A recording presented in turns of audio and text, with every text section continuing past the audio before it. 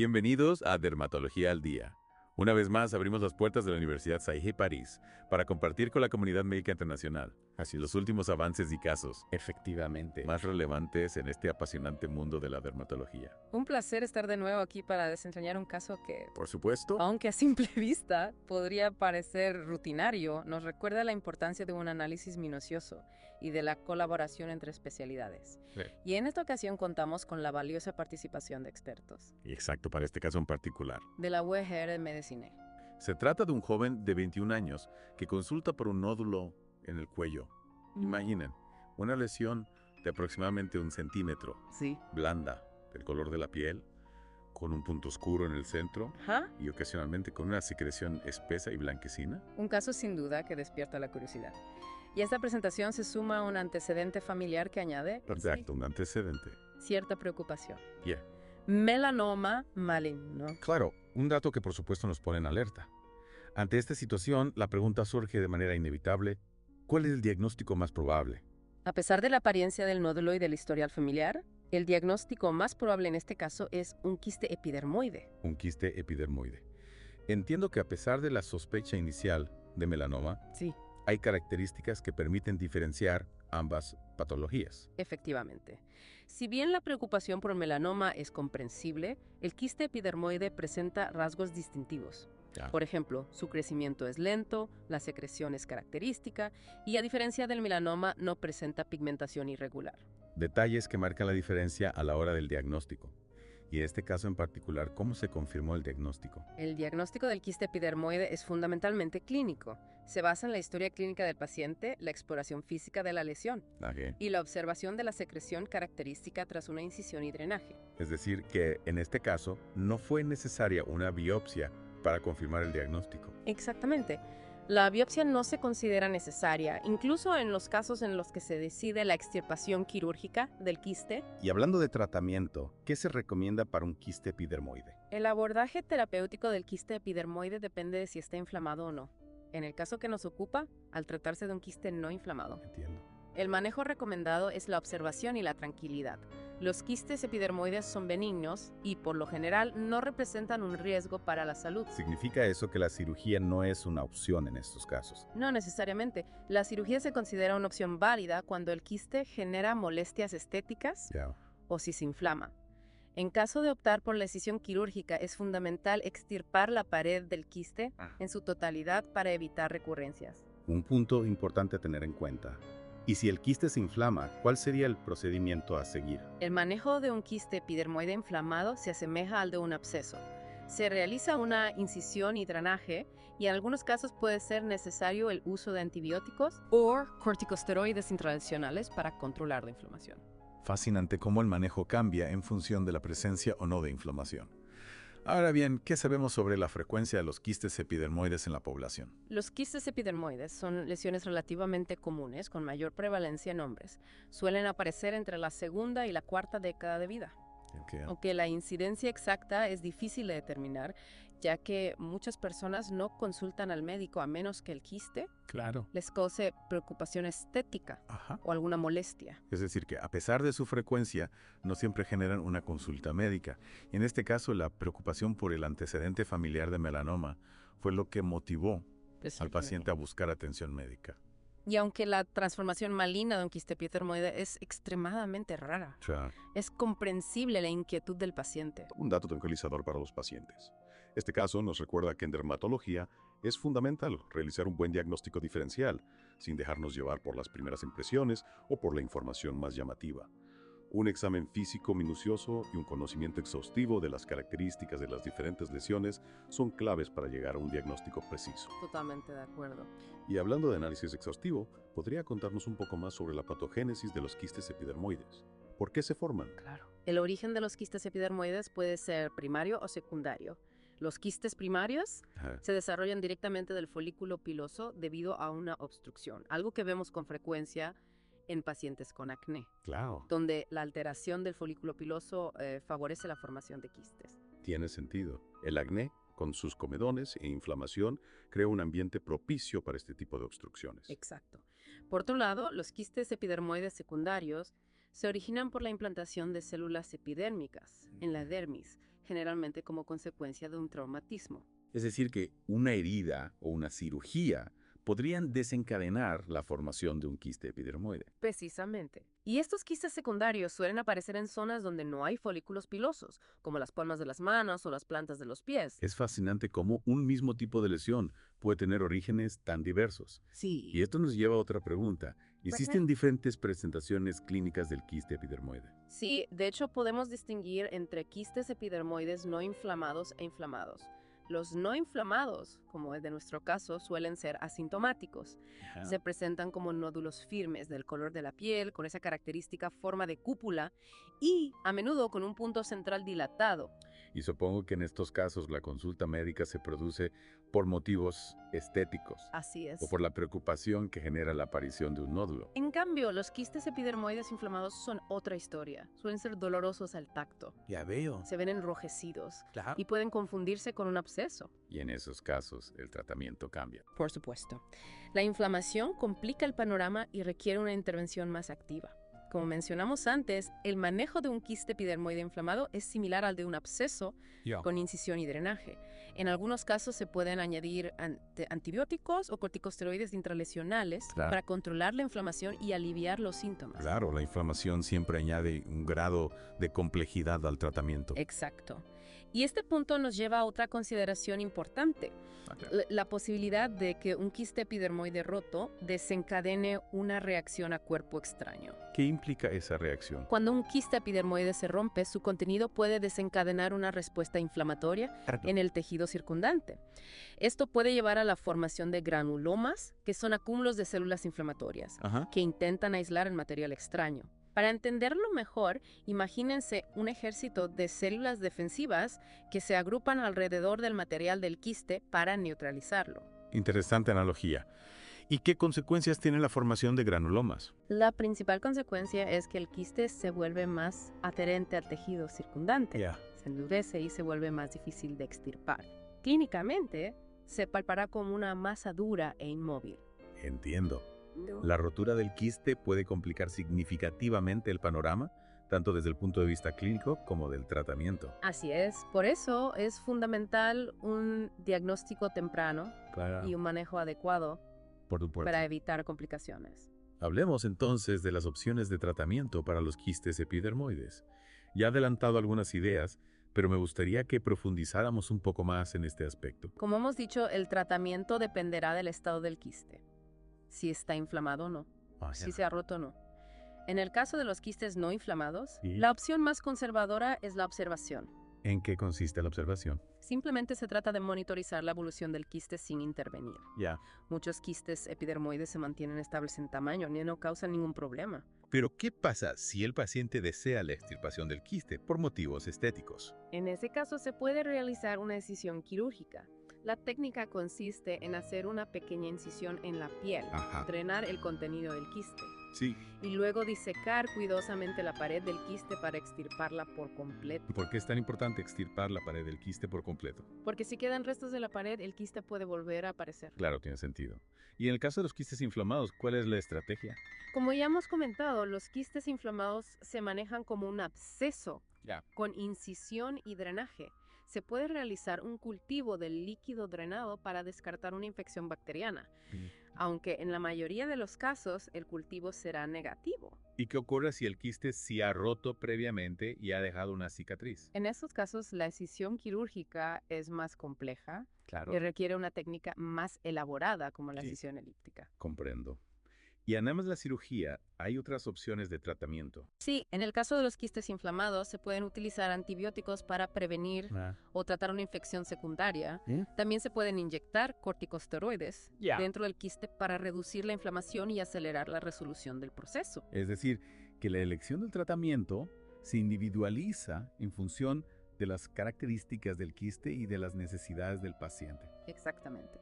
Y es importante recordar que en todos los casos la comunicación con el paciente es fundamental. Debemos explicarle con claridad las opciones de tratamiento, los riesgos y los beneficios de cada una de ellas para que pueda tomar una decisión informada. Estoy totalmente de acuerdo. La información y la participación del paciente son pilares fundamentales de una buena práctica médica. Y este caso nos ha brindado la oportunidad de repasar esos principios en el contexto de una patología tan común como el quiste epidermoide. Sin duda, una lección valiosa para todos los profesionales de la salud. Pero antes de concluir esta primera parte de nuestro análisis, me gustaría retomar un punto que mencionó al principio: la epidemiología de los quistes epidermoides. Con gusto. Como dijimos, los quistes epidermoides son bastante comunes. Afectan a hombres y mujeres, aunque son un poco más frecuentes en hombres. ¿Y hay alguna edad en la que sean más comunes? Suelen aparecer entre la segunda y la cuarta década de vida. Es raro verlos en niños o en personas mayores. ¿Y hay alguna raza o grupo étnico que sea más susceptible? No, los quistes epidermoides pueden afectar a personas de cualquier raza o grupo étnico. Es decir, que se trata de una patología universal. Exactamente. Y a pesar de ser tan comunes, la incidencia exacta es difícil de determinar, ya que muchas personas no consultan al médico a menos que el quiste les cause alguna molestia. Y como ya hemos mencionado, la transformación maligna de un quiste epidermoide es extremadamente rara. Así es. Es un dato importante para transmitir a los pacientes, para que no se angustien innecesariamente. Totalmente de acuerdo. La información y la tranquilidad son herramientas muy valiosas en el manejo de este tipo de casos. Y este caso nos recuerda la importancia de un buen diagnóstico diferencial, de una comunicación clara con el paciente. Por supuesto. Y de un tratamiento individualizado en función de las necesidades de cada persona. Una excelente síntesis de los puntos clave de este caso tan interesante. Y retomando nuestro caso, es fascinante cómo una lesión aparentemente sencilla puede tener orígenes tan diversos. Hablábamos de la diferencia entre quistes epidermoides primarios y secundarios. Sí. Podríamos profundizar un poco más en las particularidades de cada uno. Claro, me parece muy interesante indagar en esas diferencias. Por ejemplo, ¿podría explicarnos cómo se distingue clínicamente un quiste epidermoide primario de uno secundario? Si bien ambos tipos de quistes comparten características comunes, existen algunos detalles que nos pueden orientar hacia uno u otro origen. Los quistes primarios, al originarse en el folículo piloso, suelen aparecer en zonas ricas en folículos, como el cuero cabelludo, la cara o la espalda. Suelen tener un punto central visible que corresponde al orificio folicular obstruido. Es decir, que esa pequeña abertura en el centro del quiste sería como una pista de su origen folicular. Exactamente. En cambio, los quistes secundarios, al originarse por implantación traumática de células epidérmicas, pueden aparecer en zonas menos habituales, como las palmas de las manos o las plantas de los pies, donde la densidad folicular es menor. Además, suelen carecer de ese punto central tan característico de los quistes primarios. Comprendo. Entonces, la ubicación del quiste y la presencia o ausencia de ese punto central nos pueden dar una idea de su origen. En cuanto al manejo, ¿existe alguna diferencia entre los quistes primarios y secundarios? En cuanto al tratamiento, no hay diferencias significativas entre ambos tipos de quistes. El abordaje se basa en la clínica, es decir, en la presencia o no de inflamación, en el tamaño del quiste y en las preferencias del paciente. Y hablando de inflamación, decíamos que los quistes epidermoides pueden presentarse en dos formas: no inflamados e inflamados. ¿Podríamos profundizar en las características clínicas de cada una de estas presentaciones? Por supuesto. Los quistes no inflamados se presentan como nódulos asintomáticos, firmes, de color de la piel, con esa forma característica de cúpula y en muchos casos con un punto central dilatado. Suelen crecer lentamente y no causan molestias, por lo que la consulta médica se produce por motivos estéticos o por la preocupación que genera su aparición. Es decir, que en estos casos el paciente acude a la consulta por una cuestión más estética que de salud. Exactamente. En cambio, la presentación de los quistes inflamados es completamente distinta. Suelen aparecer de forma súbita, presentando dolor a la palpación, enrojecimiento de la piel circundante e incluso aumento de temperatura local. Un cuadro que podría confundirse con un absceso. Efectivamente, la clínica del quiste epidermoide inflamado puede simular la de un absceso, por lo que es fundamental realizar un buen diagnóstico diferencial.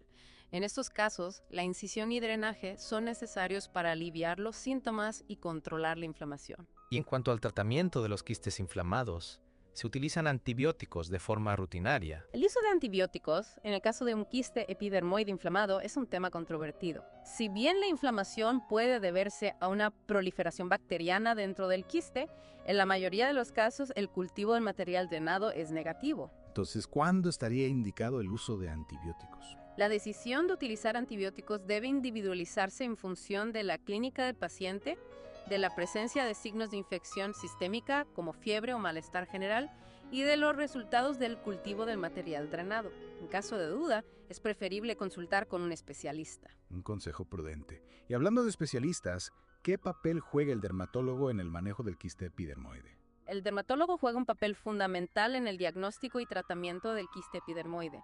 Su experiencia en el manejo de patologías cutáneas le permite realizar un diagnóstico preciso, descartar otras patologías que pueden simular un quiste epidermoide y ofrecer al paciente el tratamiento más adecuado. Y en el caso de que el paciente requiera una incisión quirúrgica, el dermatólogo es el especialista indicado para realizarla. Efectivamente, el dermatólogo está capacitado para realizar la excisión quirúrgica del quiste epidermoide.